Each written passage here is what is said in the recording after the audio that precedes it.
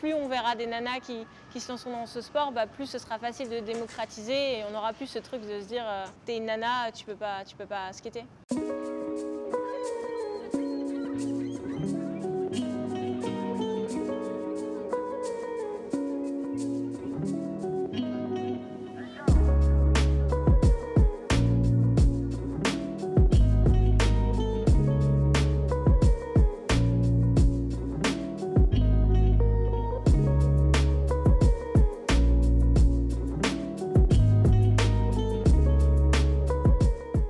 J'ai débuté le skate, j'avais à peu près, je sais pas, je crois que j'avais 6-7 ans, j'étais derrière la poussette de ma maman qui poussait ma sœur et elle m'avait accroché un skate derrière.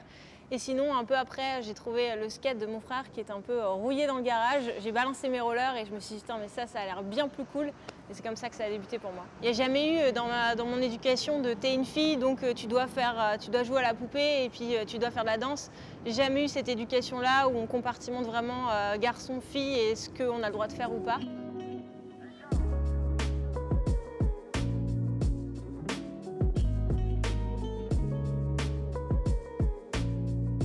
J'ai redécouvert le skate quand je suis allée à Los Angeles un peu plus tard et là j'ai vraiment découvert une autre culture qui est plus voilà, avec des surf skates un peu plus fluides. C'est pas l'image du skate qu'on en a, un peu trash, où il y a vachement de testostérone dans le skatepark.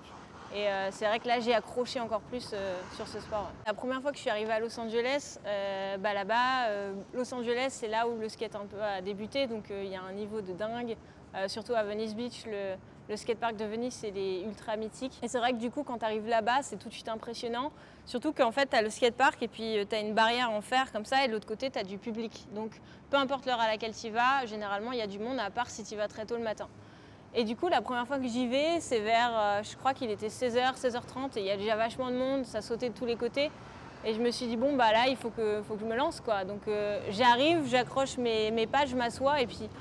C'est vrai qu'il y a 20 minutes qui se sont passées où je me suis dit il faut que je trouve un repère, il faut que je trouve quelque chose qui va me permettre de me lancer, qui va me donner ce déclic de me dire allez Manon, t'es capable, tu vas y aller. Et genre, il n'y a pas de honte si jamais tu tombes parce que t'as jamais skaté ce ball ou personne va te regarder, les gens ont l'air cool. Et je suis allée skater, ça s'est super bien passé. Quand je suis rentrée chez moi le soir, je me suis dit en fait c'est dans nos têtes tout ça et c'est dommage de s'empêcher de faire des choses qu'on veut vraiment faire parce que du coup on a peur des et si et des potentiels jugements qu'on pourra avoir.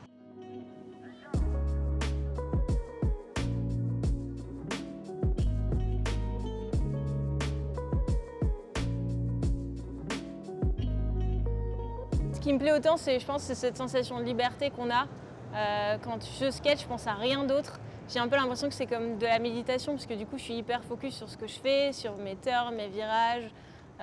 J'adore skater avec de la musique et vraiment je suis dans ce moment présent là et du coup j'oublie tout le reste et je me sens libre, je me sens bien, je me sens vivante.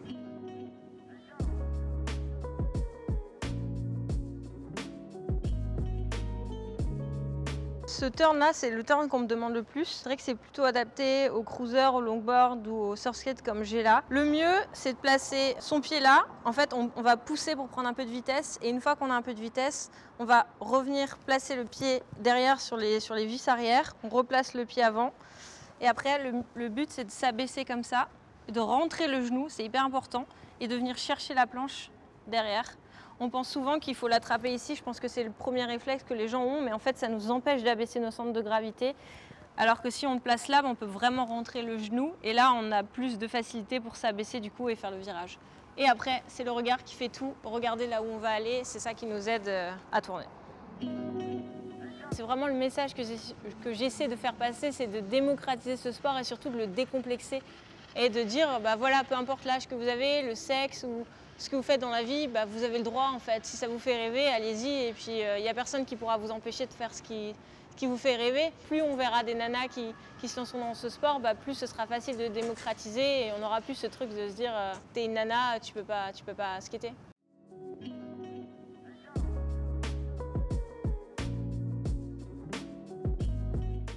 Life. Life. Life. Life. Life. Life. Life. Life.